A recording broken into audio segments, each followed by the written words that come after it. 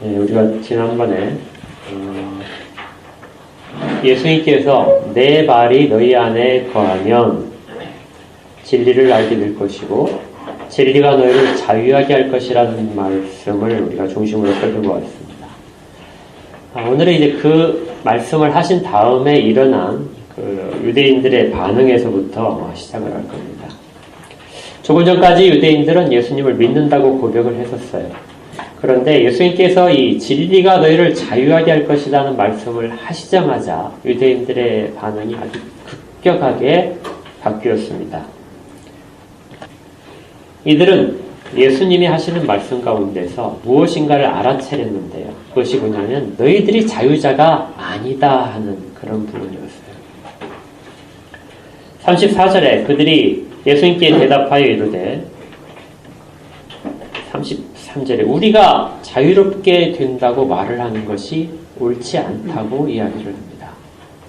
그러니까 자기들이 자유자인데 예수님은 너희들이 자유자가 아니라 종이기 때문에 진리를 얻어야만 진리가 너희를 자유롭게 할 것이라고 말씀을 하신 것이죠.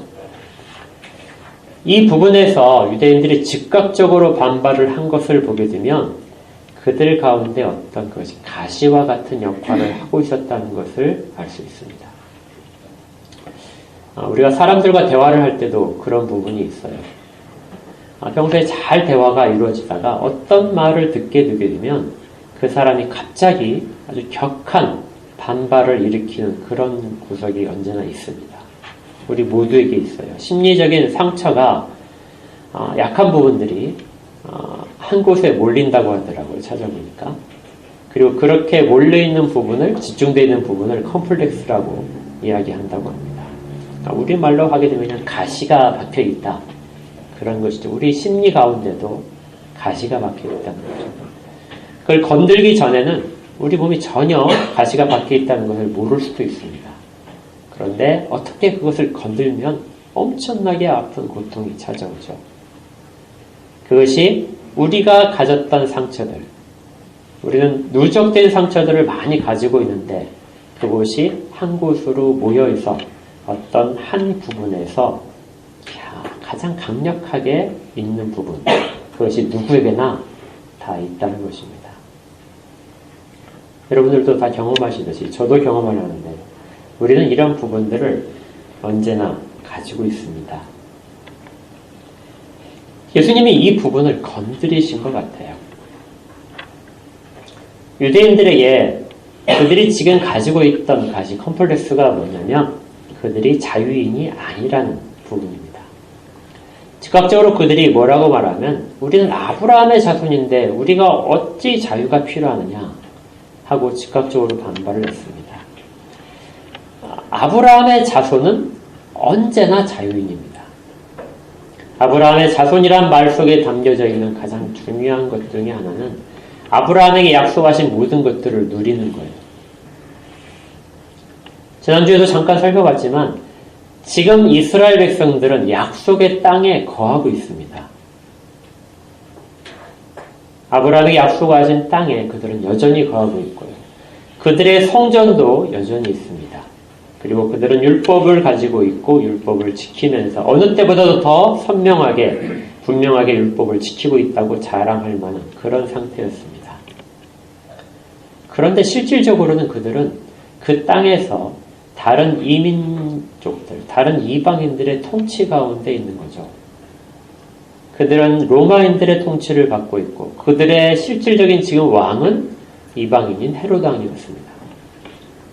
그러니 그들이 자기들이 자랑하고 싶은 아브라함의 자손으로서 지금 누리고 있는 모든 것들이 실질적으로 보게 되면 아닌 그런 상황이에요. 아주 이상한 상황에 놓여져 있는 것이죠.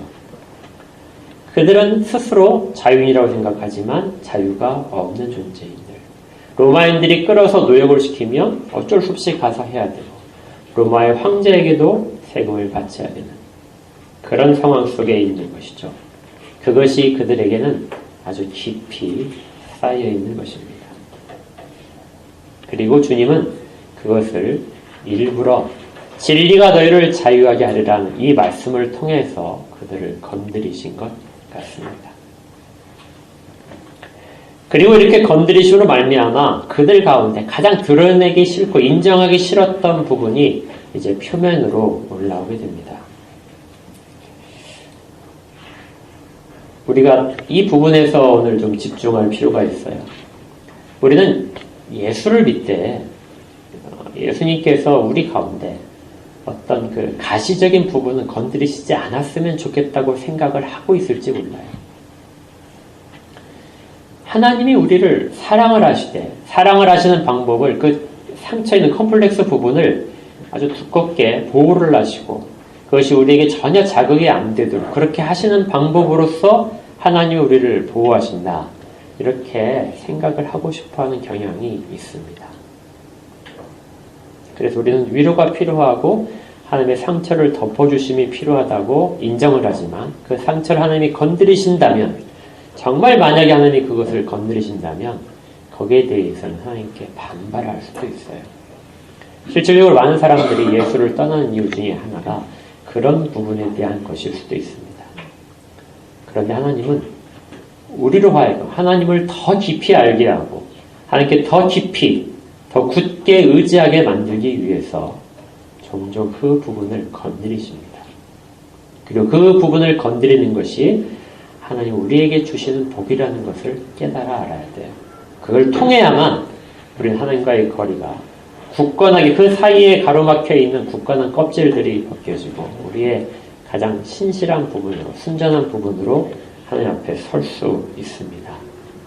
우리가 욥기를 보게 되면 욥에 대한 부분이 그것 같아요. 욥에게 가장 가시적처럼 있었던 부분.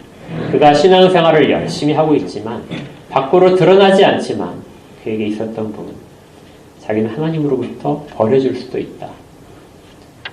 하나님의 보호하심을 받지 않을 수도 있다는 그 어떤 절박한 두려움.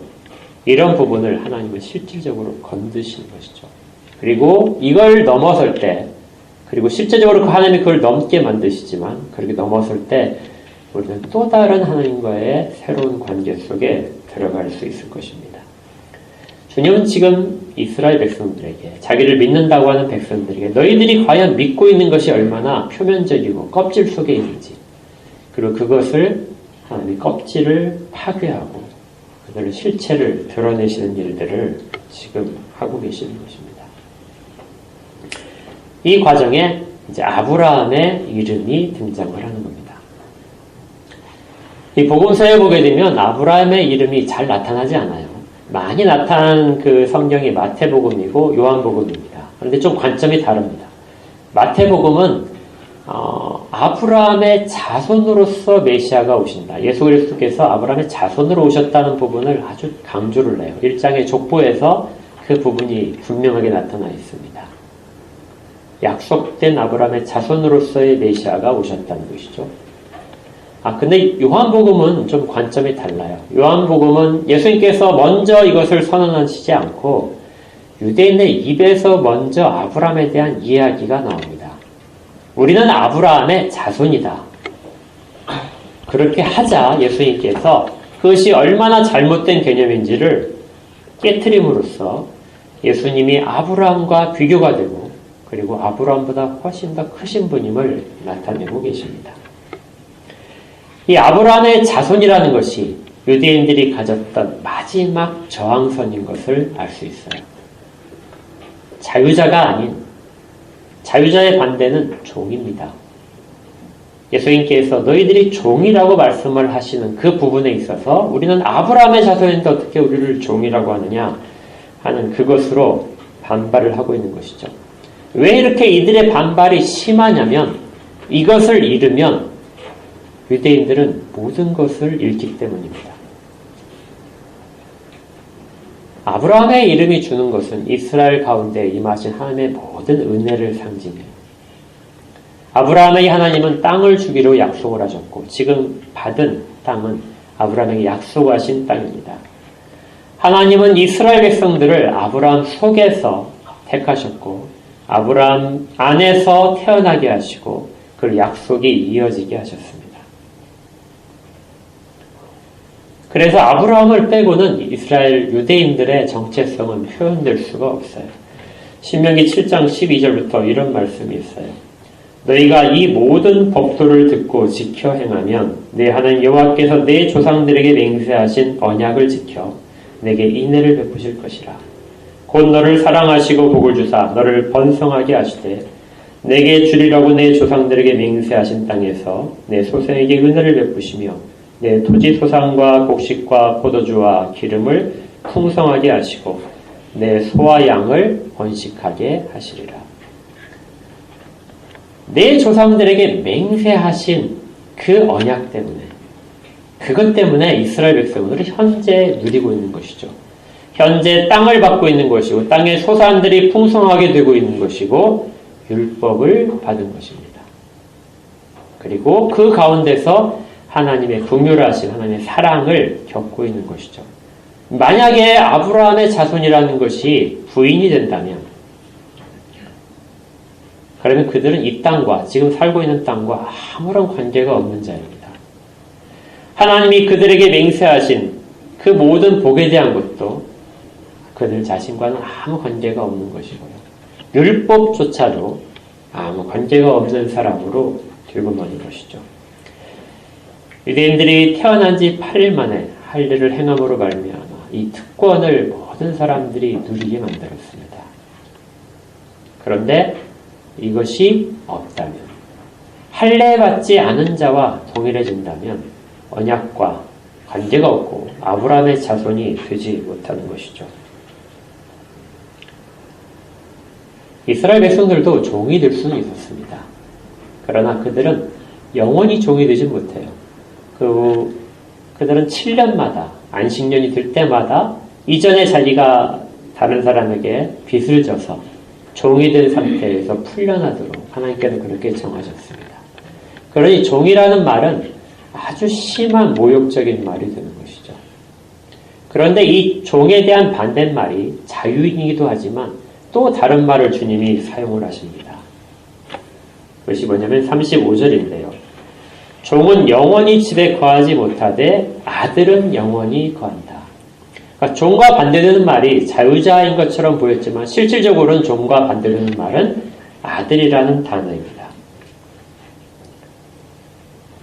이스라엘 백성들은 자기들이 하나님의 아들이라고 생각을 하고 있었어요.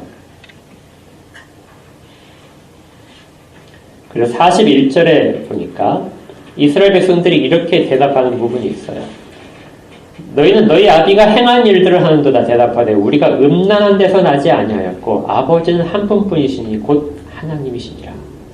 우리가 하나님의 아들인데 우리가 왜 종이 되었느냐, 우리를 왜 종이라고 하느냐 하고 항의를 하는 것이죠. 그러나 엄밀하게 그들이 겪었던 역사를 잘 생각해 보게 되면 이 35절 말씀이 무엇을 뜻하는지를 알 수 있을 겁니다. 그들은 이 집이라고 하는 것이 무엇이냐면 하나님의 이름을 두신 먼저 땅이라고 생각할 수 있어요. 하나님의 이름을 두신 땅, 하나님의 눈이 언제나 지켜보는 땅, 그 땅에 그들이 영원히 거했던 것은 아닙니다. 실질적으로 그들은 얼마 전까지 70년 동안이나 그 땅을 잊지 못하고 추방당했었어요.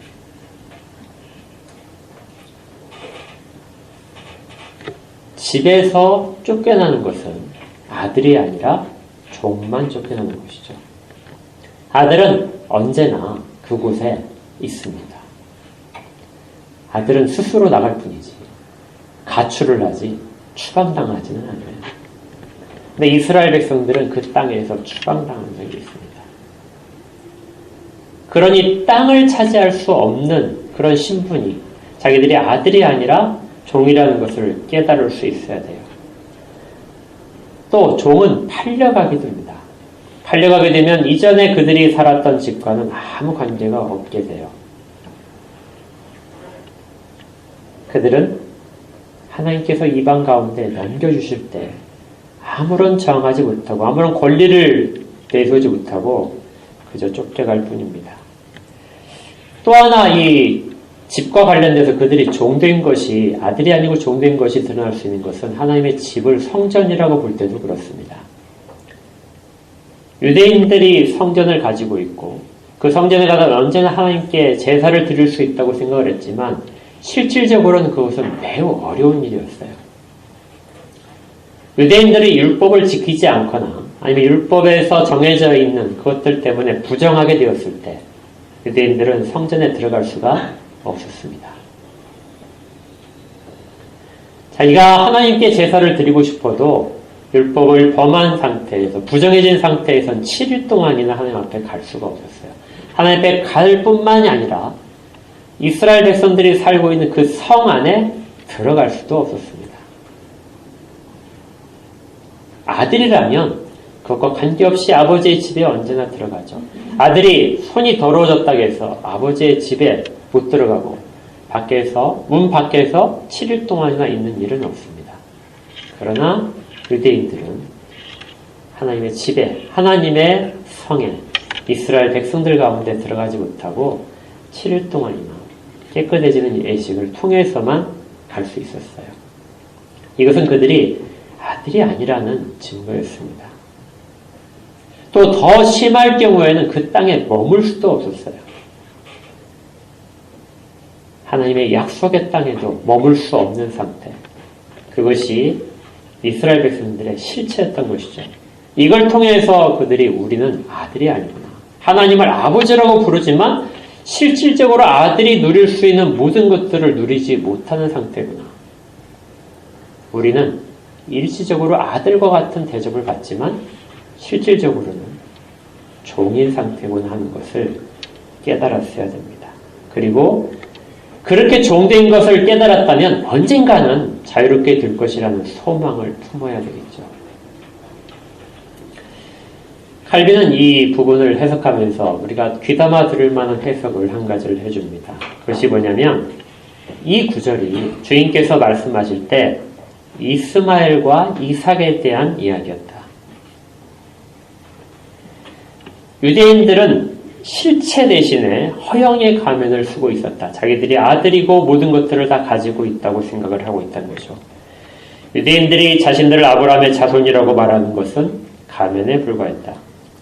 그들이 하나님의 교회에서 자리를 차지하고는 있지만 그들의 자리는 자유인이 아니라 자유인의 아들로 태어난 동생을 제압하면서 잠시 동안 동생의 자리를 찬탈한 종의 신분인 이스마엘의 자리였다. 이스마엘이 아브라함의 자손으로는 되어 있지만 그는 실질적으로 모든 언약의 수혜자는 아니었습니다. 그리고 영원히 아브라함의 집에 거할 자도 아니었죠.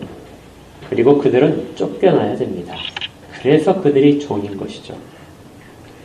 아들이 장성할 때까지는 마치 힘으로 모든 것들을 누릴 수 있는 것처럼 보이지만 실질적으로는 종의 신분을 벗지 못하는 것. 그들이 정말 소망해야 되는 것은 그 집에 머물 수 있기 위하여 종이 아닌 다른 자유인의 신분을 갖기를 소망해야 되지만 진짜 아들을 억압함으로 말미암아 쫓겨난 일을 이야기를 하는 것입니다. 이것은 바울 사도께서도 말씀하신 부분인데요. 갈라디아 4장에서 바울 사도께서는 이렇게 이야기를 한 적이 있어요. 4장 22절에 기록된 바 아브라함에게 두 아들이 있으니 하나는 여종에게서 하나는 자유 있는 여자에게서 낳다 하였으며 여종에게서는 육체를 따라 낳고 자유 있는 여자에게서는 약속으로 말미암았느니라. 이것은 비유니 이 여자들은 두 언약이라. 하나는 시내산에서부터 종을 낳은 자니 곧 하갈이라. 이 하갈은 아라비아에 있는 시내산으로서 지금 있는 예루살렘과 같은 곳이니 그가 그 자녀들과 더불어 종노릇하고 오직 위에 있는 예루살렘은 자유자니 곧 우리 어머니니라.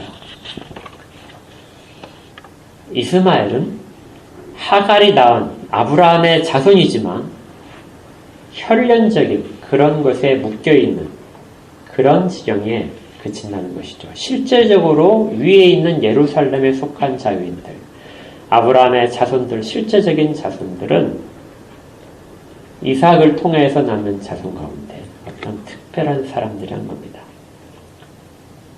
이스라엘 백성들은 또 선지자의 말을 들으면서도 자기들이 자유자가 아니라는 것을 깨달았어야 돼요. 자기들은 늘 자유를 소망해야 되는 존재임을 깨달아야 됐습니다. 이사야 선지자가 한 말을 주님이 누가복음 4장에서 이렇게 인용을 하십니다.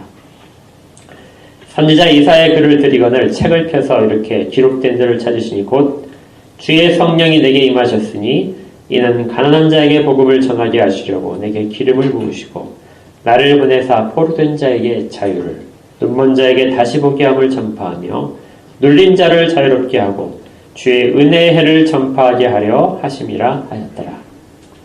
이사야 61장 1절부터 2절까지의 말씀을 주님께서 읽으셨습니다. 이렇게 말씀을 읽으시자 사람들이 예수님을 다 쳐다봤어요. 그리고 어떤 말씀을 하실지 기다렸습니다. 이사야 선지자는 분명 그리스도께서 오시면 사람들을 자유롭게 한다고 하셨는데 아마 그들은 지금 이방인들의 압제 속에 있는 자기들을 정치적으로 해방시켜주는 것으로 생각을 했을 수 있었을 거예요. 그러나 그리스도께서 자유를 주신다는 말은 그들이 이미 종이라는 것을 먼저 깨달아야 됐던 것이죠. 그걸 깨닫지 않으면 자유라는 의미를 알 수가 없습니다. 자신들이 자유인이라고 말하는 사람들은 어떻게 보게 되면 그리스도가 필요 없다고 선언하는 것과 동일한 것이죠. 주님은 이렇게 예수님의 어떤 말씀을 하실까를 기다리는 사람들에게 단 한마디만 하셨습니다. 이 글이 오늘 너희 귀에 응하였느니라. 응하였다는 말은 성취되었다는 뜻입니다.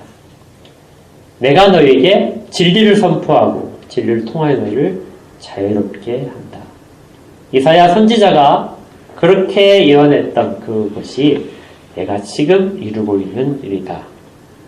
그리고 36절에 그래서 그러므로 아들이 너희를 자유롭게 하면 너희가 참으로 자유리라 하는 말씀을 선포를 하고 계시는 것이죠. 종은 종을 해방할 수 없습니다. 그럴 권리가 없고 그럴 능력도 없어요. 종을 해방할 수 있는 것은 주인이고 또 그 주인의 모든 것을 가지고 있는 아들만 할 수 있습니다. 그래서 아들이 너희들이 종이 되었는 것을 안다면 그 진리를 알게 될 것이고 진리가 너희를 자유하게 될 것이고 그것은 내가 주는 것이다 하고 말씀을 하는 것이죠. 이 사람들은 자신들이 종이라는 신분을 결코 인정할 수 없었습니다. 그리고 또한 그들을 가장 강하게 붙잡고 있는 죄의 종이라는 부분도 인정하지 못했어요. 율법을 지켜서 제사를 드리면 죄를 씻는다고 생각을 했지만 그들이 온전히 율법을 지키지 못하면 죄로부터 풀려나지 못한다는 것도 그들은 인정할 수 없었습니다. 율법이 그들이 죄에서 벗어나지 못하는 것을 거듭거듭 알려주고 있음에도 불구하고 제사를 드려서 죄를 씻는 것에 취해서 자기의 죄를 인정하지 않는 것이죠. 주님은 그들에게 37절에서 나도 너희가 아브라함의 자손인 것을 인정한다. 그러나 너희들이 아브라함의 자손인 것은 혈통적인 자손일 뿐이다.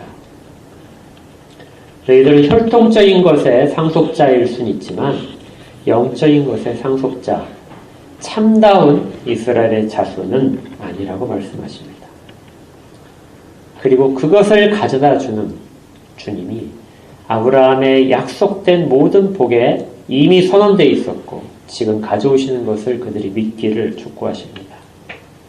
정말 아브라함이 받았던 복은 땅의 복도 아니고 자손이 많아지는 것도 아닙니다.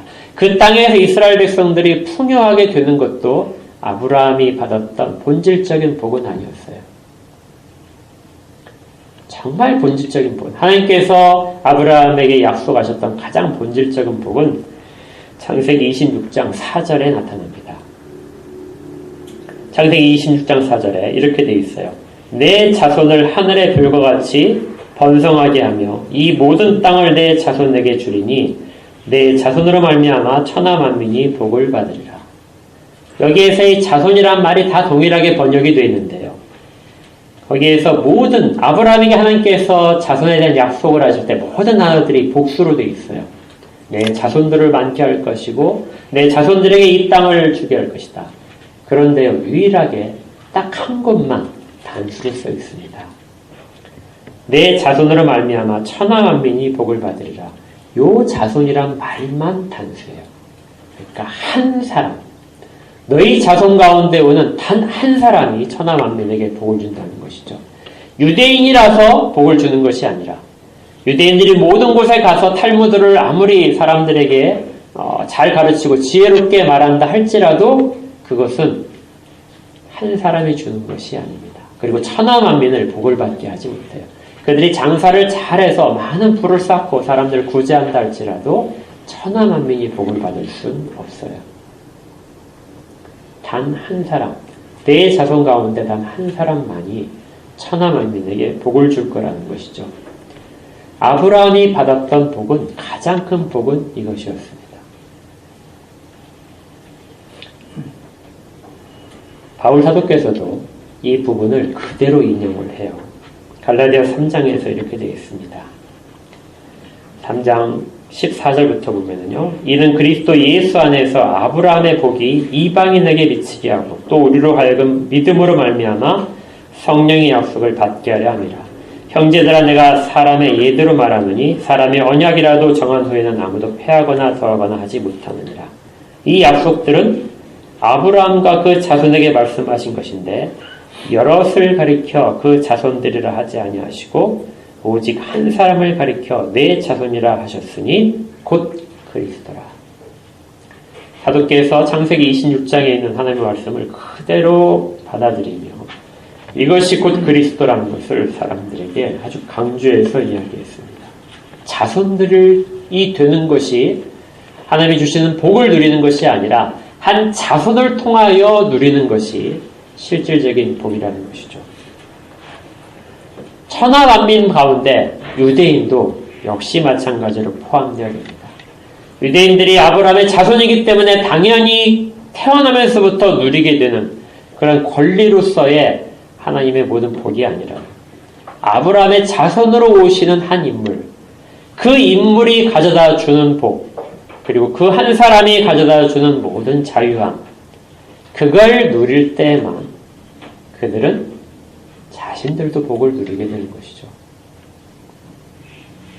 이것은 사도께서 말씀하신 것처럼 믿을 때 이루어집니다. 아브라함이 하나님을 믿을 때 이루어진 것처럼 모든 후손들도 그리스도를 믿을 때 이 자유함 가운데 있게 되는 것이죠. 주님은 지금 그 자유를 주시기 위해서 선지자가 예언했던 대로 아브라함이 계시를 받았던 것처럼 그것들을 다 이루시기 위하여 지금 사람들 앞에 서 계시고 그것을 선포하고 계시는데요. 사람들은 자기들이 가진 아브라함의 자손이라는 그 명칭 가운데서 이미 자유자이기 때문에 예수님을 받아들일 조금의 여지도 갖고 있지 않았던 겁니다. 그리고 오히려 신성모독으로 예수님을 주비하였습니다.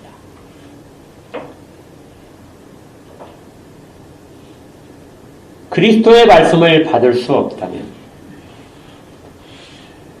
그리스도가 주시는 모든 유익을 누릴 수 없게 됩니다. 우리의 단단한 껍질 속에 갇혀 있다면 아무리 하나님을 섬긴다고 하고 하나님 이름을 아무리 부르고 찬양한다 할지라도 그 부분이 깨지지 않으면 가장 강력한 것을 그리스도에 대한 저항으로 삼을 수 있다는 것이죠. 이런 사람들이 어찌 아브라함의 자손이라고 말을 할 수 있겠습니까? 주님은 계속해서 이 사람들이 가지고 있는 그러한 악한 부분들을 드러내십니다. 너희들은 아브라함의 자손이라고 하는데 실질적으로 아브라함을 닮은 모습이 아무것도 없다. 주님께서 첫 번째 드시는 것이 뭐냐면은 아브라함은 하나님께 대하여 온전한 순종을 했다는 것이죠. 아브라함이 그 성경 가운데 중요한 역할을 하는 것은 그가 가졌던 순종입니다. 아브라함은 믿음을 인해서 하나님을 신뢰했습니다. 그리고 하나님의 말씀에 대하여 그대로 실천하기 위해서 모든 것을 바쳤어요. 온전한 신뢰와 온전한 순종, 이것이 아브라함이 행한 모습들입니다. 39절에 주님께서 이르십니다. 대답하여 이르되 우리 아버지는 아브라함의 아니 예수께 들으시되 너희가 아브라함의 자손이면 아브라함의 행한 일들을 할 것이다. 아브라함의 자손은 아브라함을 닮아서 아브라함의 행한 것들을 보여줘야 된다. 것이죠. 그런데 지금 하나님께 들은 진리를 너에게 말한 사람이 나를 죽이려 하는도다. 아브라함은 이렇게 하지 않았느니라. 아브라함은 하나님께 대하여 하나님의 저항을 하지 않았다는 것이죠. 그들은 음란한 데서 나지 않았다고 주장하지만 만약에 그들이 아버지의 아들인 것이 확실하다면 그리스도를 사랑했을 것입니다. 42절에 예수께서 이르시되 하나님이 너희 아버지였다면 너희가 나를 사랑하였으리라. 참다운 아브라함의 자손이라면 나를 사랑하고 내가 하나님께로부터 온 것들을 알아차렸을 것이라는 것이죠.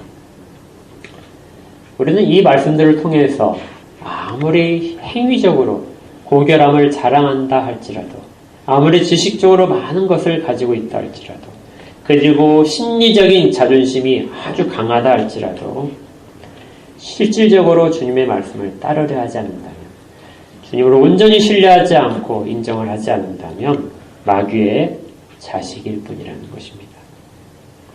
그들은 그리스도의 교훈을 견딜 수가 없습니다. 반대로 우리가 그리스도의 교훈을 기쁘게 받아들인다면, 그리고 그것을 자발적으로 기꺼이 그 말씀 속에 우리를 드릴 수 있다면 그것은 우리가 택함받은 아브라함의 자손임을 증거하는 표가 될 것입니다. 또 주님께서 아브라함에 대해서 너희가 아브라함을 닮지 않았기 때문에 아브라함의 자손이 아니라고 말씀하시는 것은 아브라함의 어떤 행동이 있었냐면은 56절에 이렇게 되어 있습니다. 너희 조상 아브라함은 나의 때 볼 것을 즐거워하다가 보고 기뻐하였느니라.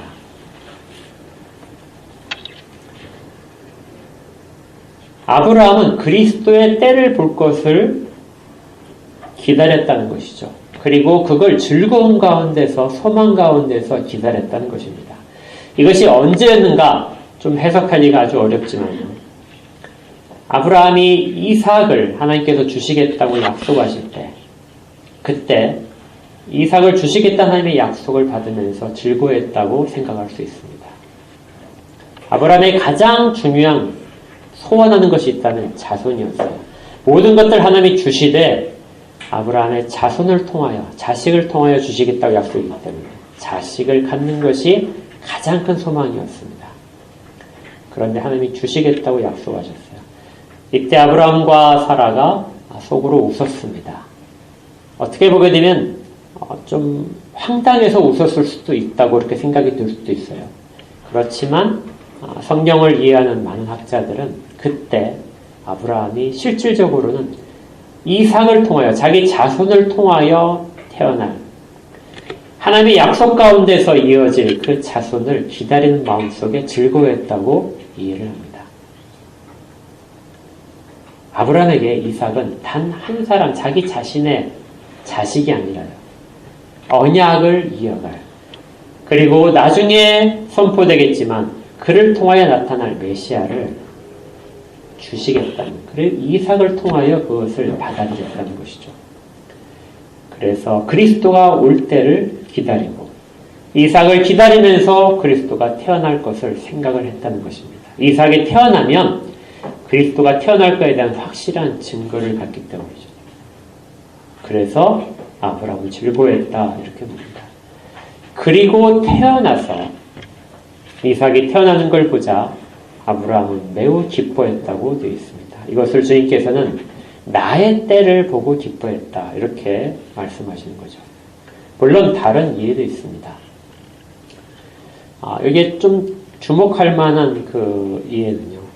아브라함이 그리스도에 대한 약속을 받고 난 다음에 한 자손의 태어나서 그로 하여금 모든 천하 만민이 복을 받게 하는 약속을 받고 나서 그것을 아브라함이 죽은 이후에도 낙원에서 계속해서 소망하고 있었다는 것이죠. 그리고 그리스도께서 이 땅 가운데 태어나시자 그걸 아브라함이 보고 심히 기뻐했다는 것입니다. 예수님께서 말씀하신 것은 아마 이 의미가 더 컸을 거예요. 이렇게 말씀을 하시자 사람들이 이제 다시 또 반발합니다. 네가 아직 50세도 되지 못했는데 아브라함을 보았느냐. 이건 좀 비유를 하자면 네가 좀 치매를 걸리거나 정신 이상에 걸려서 낙원에는 아브라함을 네가 만나고 왔느냐 이런 식이 될 수도 있고요. 죽어서 아브라함을 만날 텐데 네가 지금 만났다는 게 말이 되느냐 하는 것일 수도 있습니다. 이걸 통해서 이제 예수님은 가장 결정적인 아브라함과 비교되면서 주님이 원하셨던 마지막 결론을 지금 선포하게 되십니다. 58절에 예수께 이르시되 진실로 진실로 내가 이르노니 아브라함이 나기 전부터 내가 있느니라. 예수님은 아브라함의 자손만이 아니라 약속된 자손으로서 오시는 분이기도 하지만 그보다도 아브라함에게 약속을 하신 분이라는 것이죠. 그리고 아브라함이 믿음으로 의롭게 되는 그것을 인정하신 분이기도 한다는 것입니다. 언젠가 말씀을 드렸을 때 이 구절은 매우 중요한데요. 아브라함이 나기 전이라는 말은 아브라함이 있었던 과거를 의미합니다. 아브라함은 시작이 있는 사람이에요. 그래서 과거형으로 써 있습니다. 그런데 예수님은 아브라함이 나기 전에 계셨어요. 그러면 과거형으로 역시 표현되거나 그것보다 훨씬 더 깊은 과거, 대거가형이 되어야 됩니다. 그런데 여기 내가 있느니라는 이 말씀은 현재형이죠. 영원한 현재형입니다. 에고 에이미 내가 있느니라. 하나님께만 사용될 수 있는 영원한 현재형. 아브라함이 과거에 있었는데 나는 그곳에도 있었고 그 이전에도 있었고 지금 여기도 있고 앞으로도 있을 것이다. 영원한 현재형의 그리스도이심을 표현합니다. 이것은 자신이 하나님의 아들이심, 하나님이심을 나타내신 것이죠. 내가 하나님이다. 아브라함에게 언약을 주셨을 때 그곳에도 주님은 계셨습니다. 그리고 아브라함이 의롭다 칭함을 받은 모든 것들도 사실은 그리스도 안에서 그가 받은 것이었어요. 아브라함이 받은 언약도 마찬가지고 아브라함이 이 땅 가운데 태어난 것도 그리스도 안에서 허용된 일이고 하나님이 하신 일들입니다. 모든 순간마다 주님이 계셨다는 것이죠. 그리고 그 주님이 지금 너희들 앞에 현재로 와 계신다. 아브라함의 자손이라고 자랑하는 자들, 그들이 이제 그 자랑을 더 이상 가지지 않고 그리스도 안에 있게 되면 더 명예로운, 더 위대하고 영광스러운 이름을 갖게 될 것입니다. 그것이 바로 그리스도의 인이라는 것이죠. 그리스도인들. 자유자는, 아들들은 그리스도인으로 불리게 될 것입니다. 여기까지 모든 것들을 들은 사람들의 마지막 반응이 59절에 있습니다. 59절 한번 같이 읽어볼까요? 그들이 돌을 들어 치려하거늘 예수께서 숨어 성전에서 나가시니라. 그들이 돌을 들어서 예수님을 그 즉시 치려했습니다. 사용권이 없다고 몇 번 했었잖아요. 그렇지만 신성 모독에 대해서 그들이 너무나 분개해서 예수님을 돌로 치려했습니다. 예수님 말씀하신 것은 분명한 예수님이 하나님이시라는 선포였기 때문이죠. 그러자 예수님께서는 성전을 나가셨습니다. 여기에 숨어서 나가셨다 이 표현이 예수님이 멀리 나가셨다는 표현이 아니고요. 이 표현은 예수님이 당당하게 걸어 나가시는데 아무도 예수님을 알아차리지 못했다 이렇게 됩니다. 비슷한 표현이 누가복음 4장에서도 나오는데 누가복음 4장에서 사람들이 예수님을 죽이려 했습니다. 그리고 절벽으로 끌어가서 죽이려고 하자 예수님이 그 가운데를 통과하셔서 나오셨습니다. 사람들이 잡으려 했을 때 잡지 못하고 사람들이 돌로 치려 했지만 그 가운데 아무런 거리낌 없이 통과해서 오시는 것이 이것이 숨어서 움직이는 것이에요.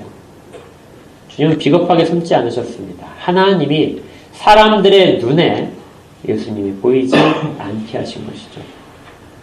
이것이 얼마나 큰 저주인지 모릅니다. 예수님을 당연히 앞에 두고 봐야 되는데 하나님이 숨기셔서 아무도 찾아볼 수 없게 된 상황.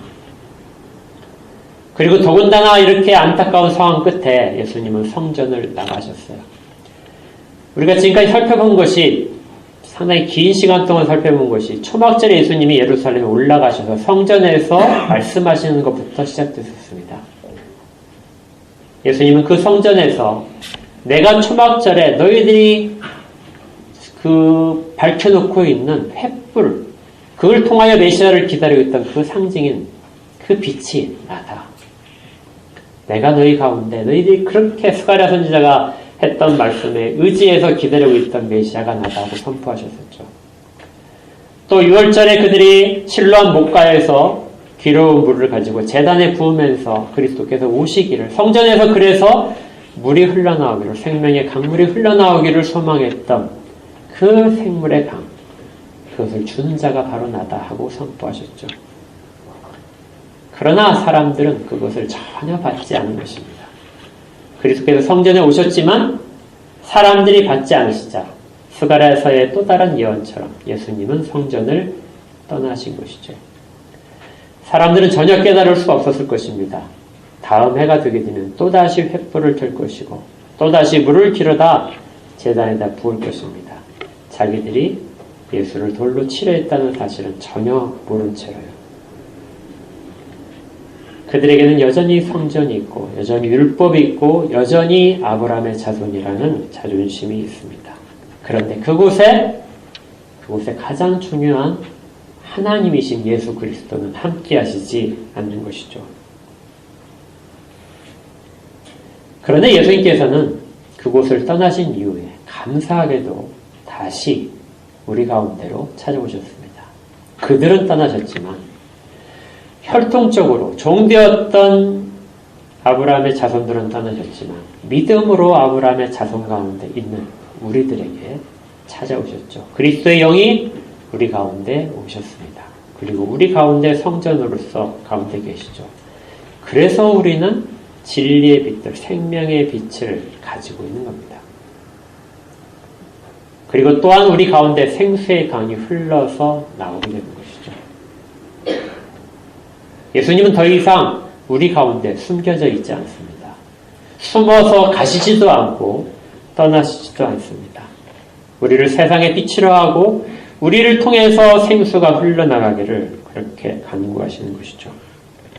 그래서 우리는 아브라함의 자손이라는 그 모든 명칭보다도 훨씬 더 고귀한 사람들인 것입니다. 이미 약속 가운데 있고 그 한 사람으로 말미암은 복을 이미 누리고 있는 것이죠.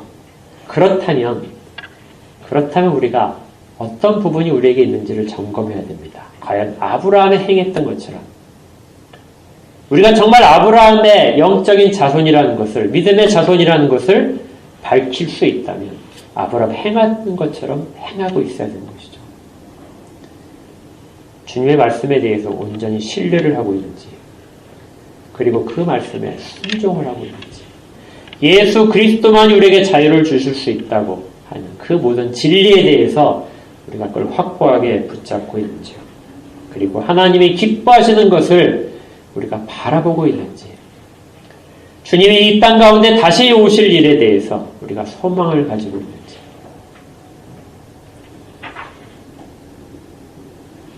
무엇보다도 하나님이 기뻐하시는 일, 그 말씀이 이루어지는 것이 우리가 가장 가지고 있어야 될 소망이고 우리가 그것들 가운데 있는 것이 가장 큰 복입니다. 아브라함의 신앙이 결코 완전하지 않았어요.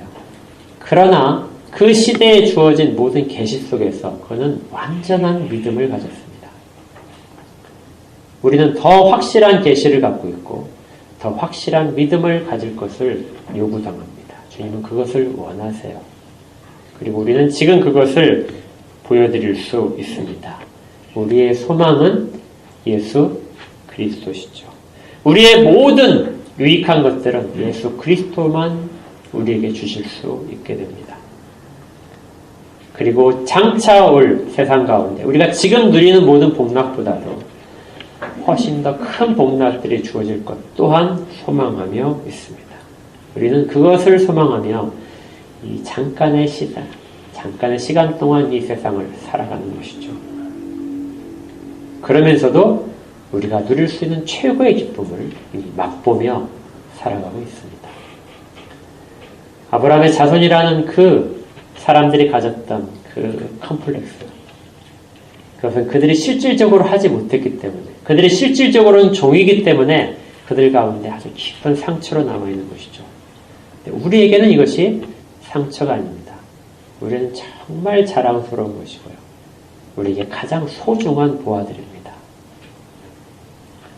이것이 혹시라도 우리가 다른 부분에서 가지고 있는 그런 가시들이 있다면 그 가시를 뽑아낼 겁니다. 그리스도의 보혈의 피로 우리의 모든 그런 부분들이 다 깨끗하게 씻을 것이고요. 우리 가운데 있는 모든 가시들이 뽑혀 나갈 것입니다. 그리고 하나님과 정말 깊은 교제 가운데 있게 될 것입니다. 이런 복이 우리 모두에게 있기를 주의 이름으로 축복합니다. 함께 기도하겠습니다. 하나님 아버지, 우리가 이 땅 가운데 살아가면서 정말 고백하고 드러내기 싫은 부분들이 있습니다. 그러나 하나님께서는 그 모든 부분들마저도 깨어지기를 원하고 계십니다.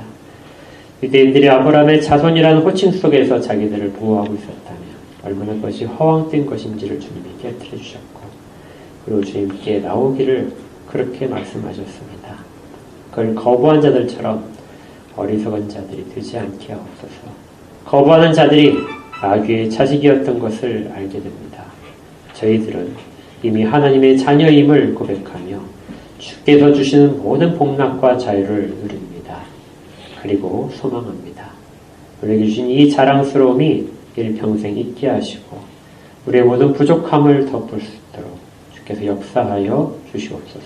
그것을 소망하는 모든 자들 가운데 가장 복된 일들을 허락하여 주옵소서. 예수 그리스도 이름으로 기도합니다.